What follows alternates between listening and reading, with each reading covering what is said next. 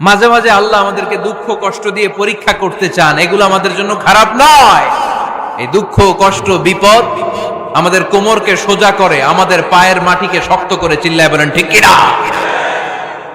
প্রতিকূল পরিবেশে কিভাবে বাঁচতে হয় এই দুঃখ কষ্ট আমাদেরকে শিখায়। এজন্য মুমিন বান্দার বৈশিষ্ট্য হচ্ছে দুঃখ কষ্ট বেদনা জ্বালা এগুলোতে সে আপসেট হয় না, সে হাল ছেড়ে দেয় না, সে ভরসা রাখে একজনের উপর, চিল্লায় বলতে হবে তিনি কে। কারণ মুমিন জানে রাত্রি যত গভীর হয় অন্ধকার তমানিসা ভেদ করে সুবহে সাদিক হয়। মুমিন জানে গর্ভবতী নারীর পেটের ব্যথা যেই দিন বাড়তে থাকে ওই দিনই নতুন মেহমান আগমনের সময় ঘনাতে থাকে। মুমিন জানে তার জীবনে দুঃখ কষ্ট বিপদ যত বাড়তে থাকে সুখের দিন কাছে আসতে থাকে। এজন্য মুমিনের হারাবার কিছু নেই। ফা ইন্না মাআল উসরি ইউসরা, ইন্না মাআল উসরি ইউসরা। নবী হে, কষ্টের পরেই আছে আনন্দ, দুঃখের পরেই আছে সুখ। আপনি সমস্যায় পড়েছেন, ওই সমস্যার সমাধানও আছে না নাই? এই পৃথিবীতে এমন কোন সমস্যা আছে যেটা সমাধান নাই? কথা বলেন। সমস্যা তৈরি করেছে কে? আবার সমাধানও দিয়েছে কে? আল্লাহ doesn't create a lock without its key. আল্লাহ কখনো চাবি না বানাইয়া ওইটার তালা বানায় নাই। কথা কন। তালাও যেহেতু আছে ওই তালার চাবিও বানিয়েছে কে? মা আনজালাল্লাহু দাআন ইল্লা আনজালাল্লাহু লাহু শিফা। আল্লাহ দুনিয়ায় এমন কোন রোগ পাঠায় নাই যেই রোগের ঔষধ বানায় নাই, এমন কোন রোগ নাজিল করে নাই যেই রোগের কোন চিকিৎসা বানায় নাই, হয়তো সেটা আবিষ্কার হয় নাই। অনেকে ক্যান্সারের কথা বলতে পারেন যে হুজুর ক্যান্সার এমন রোগ, এই ক্যান্সার তার নাই কোনো অ্যানসার, কিন্তু বিজ্ঞানীরা বলতেছে এটারও অ্যানসার আবিষ্কৃত হচ্ছে। সুবহানাল্লাহ কইবেন না? কিছু কিছু ক্ষেত্রে হয়েও গিয়েছে। এজন্য দুঃখের পরেই আছে সুখ, কষ্টের পরেই আছে আনন্দ। এই দুনিয়াটাই এরকম, কষ্টের পরই আনন্দ। দেখবেন তারাবির নামাজ 20 রাকাত পড়তে কষ্ট লাগে না? কোমরে ব্যথা, হাঁটুতে ব্যথা, কিন্তু 20টা রাকাত যখন শেষ করে মসজিদ থেকে বের হই একটা আনন্দ আছে না নাই? কষ্ট করে পরীক্ষার জন্য প্রিপারেশন নিলেন আপনি কয়েক মাস, কিন্তু ফলাফল যখন ভালো হয় তখন একটা আনন্দ আছে না নাই? সারাদিন রোজা রাখলেন রমজানে, কি কষ্ট, তৃষ্ণায় গলা ফেটে যায়, কিন্তু ইফতারির সময় যখন রুহাবজা শরবতটা খাই কেমন লাগে? একটা আনন্দ আছে না নাই? এজন্য আল্লাহ বললেন فَإِنَّ مَعَ الْعُسْرِ يُسْرًا إِنَّ مَعَ الْعُسْرِ يُسْرًا।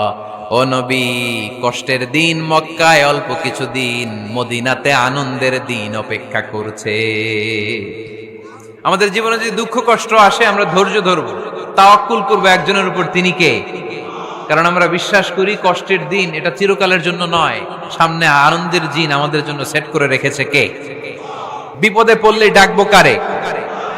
আমাদের অসুস্থতাকে সুস্থতায় পরিণত করে দিতে পারে কে?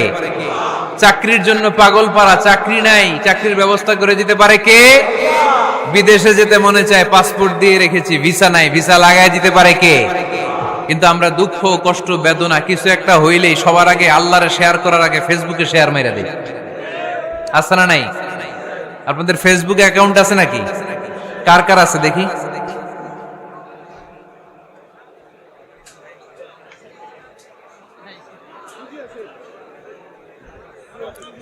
আছে আছে। এটার জন্য আমরা ভালো কাজে লাগাই, ঠিক কিনা? আপনি চাইলেই এমন ভাবে ফেসবুক ফ্রেন্ড লিস্ট করতে পারেন যারা ভালো ভালো জিনিস শেয়ার করে, যারা মোটিভেশনাল জিনিস শেয়ার করে, ইসলামের পক্ষে কথা বলে। আপনার এক একটা শেয়ারে অনেকের জীবন বেঁচে যেতে পারে, ঠিক কিনা? একজন মুমূর্ষ রোগীকে বাঁচাতে রক্তের প্রয়োজন, রক্তের গ্রুপ এ পজিটিভ। যারা রক্ত দান করতে আগ্রহী তারা এই নাম্বারে যোগাযোগ করুন। ফেসবুকে মাঝে মাঝে এরকম নিউজ আসে না নাই? আপনি just you put down in share, শেয়ারের মধ্যে একটা পুট করে দিলেন, একটু শেয়ার মেরে দিলেন, ছড়িয়ে পড়লো হাজার হাজার ফেসবুক ফ্রেন্ডদের কাছে। তাদের অনেকে ব্লাড দিতে আগ্রহী, সে তাড়াতাড়ি যে সেখানে ব্লাড ডোনেট করে আসলো। আপনার একটা শেয়ারের কারণে বেঁচে গেল অনেকগুলো প্রাণ, চিল্লা এখন ঠিক কিনা? রক্তদানের মতো শ্রেষ্ঠ ইবাদত হতে পারে? আমরা মনে করি শুধু জিকিরি ইবাদত, আমরা মনে করি শুধু নামাজি ইবাদত। রক্তদান, এক ব্যাগ রক্ত থেকে অনেক মানুষকে বাঁচানো যায়। এর মধ্যে আছে হিমোগ্লোবিন, এর মধ্যে আছে প্লাটিলেট, আছে প্লাজমা, রক্তে একটা উপাদান আছে প্লাজমা, নাম শুনছেন? আগুনে পোড়া রোগীকে বাঁচাতে এই প্লাজমা লাগে। হসপিটালের বার্ন ইউনিটে যেয়ে দেখবেন মানুষ কিভাবে চিল্লায়। নুসরাত নামে একটা মেয়ে মারা গেল না, এক বদমাইশের কবলে পড়ে মারা গেল না? তাকে আগুন জ্বালিয়ে দেয়া হয়েছিল তার গায়ে, তার প্লাজমা গুলো জ্বলে গিয়েছিল। আগুনে পোড়া রোগীর যে কি কষ্ট, একটু দেখার জন্য হসপিটালের বার্ন ইউনিটে যাবেন, দেখবেন যে কি কষ্টে আছে তারা। এই প্লাজমা গুলোকে অনেক সেন্টিগ্রেড তাপমাত্রা নামিয়ে ঠান্ডা করে দেহে পুশ করা হয়। আপনার এক ব্যাগ রক্ত থেকে প্লাজমা আলাদা করা হবে, প্লেটলেটস আলাদা করা হবে, হিমোগ্লোবিন আলাদা করা হবে, শ্বেতকণিকা, লোহিত কণিকা আলাদা করে অনেকগুলো মানুষ বেঁচে যাবে।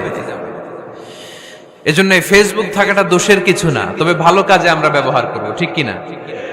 আপনার ফেসবুক শেয়ারিং আপনার জান্নাতি বানাতে পারে, আর আপনার ফেসবুক শেয়ারিং আপনার জাহান্নামের লাকড়ি বানাতে পারে। চিল্লায় বলেন ঠিক কিনা? So the decision is yours. সিদ্ধান্ত আপনাকে নিতে হবে, আপনি কিভাবে করবেন। যে কোনো বিপদে ওয়া ইলা রাব্বিকা ফারগাব, কোন দিকে মনোনিবেশ না করে কার দিকে মনোনিবেশ করব? যে কোনো বিপদ আপদ ফেসবুকে শেয়ার করার আগে শেয়ার করব কার কাছে? আমাদের যার যা লাগে আল্লাহ সবও যদি দিয়ে দেয়, আল্লাহর ধনভাণ্ডারের 1 ইঞ্চিও কমবে?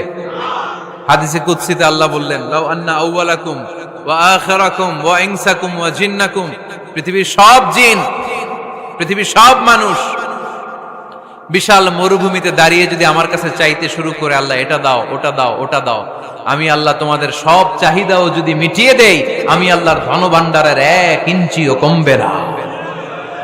এজন্য চাইবো কার কাছে? বিপদে আপদে ভরসা করব কার কাছে? আর অবসরগুলোকে কাজে লাগানোর দরকার আছে না নাই? স্বাবলম্বী হওয়ার চেষ্টা করার দরকার আছে না নাই? ফা ইন্নামা আল উসরি ইউসরা, ইন্নামা আল উসরি ইউসরা। নবী হে, কষ্টের পরেই আছে সুখ, দুঃখের পরেই আছে আনন্দ। সব সময় মানুষের সময় একরকম কাটে না। এজন্য আমরা তাওয়াক্কুল করতে চাই একজনের উপর, তিনি কে? বিশ্বনবী বলেন, লিকুল্লি নবিয়্যিন দাওয়া মুস্তাজাবা।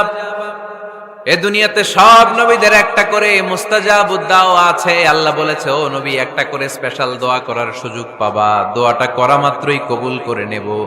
বিশ্বনবী বললেন, এই পৃথিবীর বুকে যত নবী রাসূল দুনিয়ায় এসেছে, সব নবীরা তাদের স্পেশাল দোয়া দুনিয়ায় করে ফেলেছে, ইল্লা আনা, কিন্তু আমি করি নাই। বিশ্বনবী বললেন, ওয়া ইন্নী আখতাবিউ দাওয়াতি শাফাআতান লিউম্মতি ইয়াউমাল কিয়ামাহ। আমি আমার স্পেশাল দোয়াটা করি নাই, আমার স্পেশাল দোয়াটা আমি আমার গুনাহগার উম্মতকে বাঁচানোর জন্য কিয়ামত পর্যন্ত রেখে দিয়েছি। আমরা যেদিন বিপদে পড়ে যাব, যেদিন আমার আব্বা আমারে চিনবে না, আমি আমার আব্বারে চিনব না, নেতা তার কর্মীরে চিনবে না, কর্মী নেতারে চিনবে না, ঠিক কিনা? পীর সাহেব মুরিদরে চিনবে না, মুরিদ পীর সাহেবরে চিনবে না, স্বামী তার স্ত্রীরে চিনবে না, স্ত্রী তার স্বামীরে চিনবে না। নবী থেকে শুরু করে, ওলি থেকে শুরু করে, শহীদ থেকে শুরু করে সবার মুখে একটাই জিকির, ইয়া নাফসি ইয়া নাফসি ইয়া নাফসি। আকাশের সূর্যটা যেদিন মাথার কাছে চলে আসবে, জমিনটা তামার জমিন হয়ে যাবে, সূর্যের তাপে মাথার মগজগুলো ভাতের মাড়ের মতো গলে গলে নাকের ছিদ্র কানের ছিদ্র দিয়ে টপ টপ করে বেয়ে বেয়ে নিচে পড়বে। ওই কঠিন দিনে কেউ কাউরে চিনবে না। বিষ্ণু বললেন, ওই দোয়াটা আমি দুনিয়ায় করি নাই, আমি বদরের যুদ্ধে মার খেয়েছি, উহুদের যুদ্ধে দাঁত ভেঙেছি, আমি না খেয়ে পেটে পাথর বেঁধেছি। আমি যদি ওই দিন দোয়া করতাম, আল্লাহ দোয়া কবুল করে নিত, জান্নাতি খাবার দিয়ে দিত, আমার মায়ের খাওয়া লাগতো না, তায়েফে আমার রক্ত ঝরতো না, দোয়া করলেই কবুল। কিন্তু ওই দোয়াটা আমি দুনিয়ায় করি নাই, ওই দোয়াটা আমার জন্য, আপনার জন্য, আমাদের জন্য বিশ্বনবী জমা রেখে দিয়েছে। এজন্য বিশ্বনবীর চিন্তা আর আমাদের চিন্তা এক চিন্তা না, বিশ্বনবীর পুরা উম্মতের চিন্তা। কিয়ামত পর্যন্ত যত মানুষ আসবে সবাই আমার উম্মত, না জানি তাদের নসিবে কি হয়ে যায়। এই চিন্তার বোঝা বিশ্বনবীকে কাবু করে ফেলেছিল। আল্লাহ বললেন, নবী, নো টেনশন, কোনো টেনশন নাই, আপনার এই চিন্তার বোঝাকে আপনার পিঠ থেকে আমি আল্লাহ নিজ দায়িত্বে সরিয়ে নিলাম। এজন্য আল্লাহ বললেন, আলাম নাশরাহ লাকা সাদরাকা ওয়া ওয়াদা'না আনকা বিজরাক আল্লাযী আনকাদা যাহরাক। যেই চিন্তার বোঝা আপনাকে কষ্ট দেয়, যেই চিন্তার বোঝা আপনারে পেরেশান করে তোলে, আপনার পিঠ থেকে ওই চিন্তার বোঝা নবী আমি সরিয়ে নিলাম। কি দিয়ে সরিয়ে নিল? কোরআনের আলো দিয়ে। আওয়াজ করে বলতে হবে, কি দিয়ে? বিশ্বনবী মক্কায় দেখতেন মূর্তির পূজা হয়, আল্লাহর ঘরের ভিতরে 360টা মূর্তির পূজা। বিশ্বনবী দেখতে পেলেন দুর্বলের উপরে সবলের অত্যাচার। বিশ্বনবী দেখতে পেলেন নারীদেরকে অত্যাচার করা হয়। কন্যা সন্তান হলে বাবা তার মেয়েটাকে নিয়ে জঙ্গলের ভেতরে ঢুকে কিংবা মরুভূমির ভেতরে যে জীবিত দাফন করে দেয়। ওয়াইদাল মাউউদাতু সুইলাত ওয়াদুল বানাত। বিশ্বনবী এগুলো দেখতেন চারপাশে। দেখে এই পথহারা জাতিকে কিভাবে উদ্ধার করবেন, কি দিয়ে উদ্ধার করা যায়, এই টেনশনে বিশ্বনবীর পিঠ বাঁকা হয়ে গিয়েছিল। উপমা বাঁকা হয়ে গিয়েছিল। বিশ্বনবী সব সময় পেরেশান থাকতেন। আল্লাহ বললেন, নবী টেনশনের দরকার নাই, হেরা গুহায় এমন একটা নূরের আলো দিয়ে আমি আপনারে আলোকিত করব, যার মাধ্যমে সব পেরেশানি দূর হয়ে যাবে। ألم نشرح لك صدرك ووضعنا عنك وزرك الذي أنقض ظهرك। আপনাকে পেরেশান বানিয়ে দেয় এরকম সব চিন্তার বোঝা আমি আল্লাহ সরিয়ে নিলাম। সুবহানাল্লাহ। আল্লাহ আমাদের সবাইকে কথাগুলো বুঝার ও আমল করার তৌফিক দান করুক। আমরা পড়ি আমিন।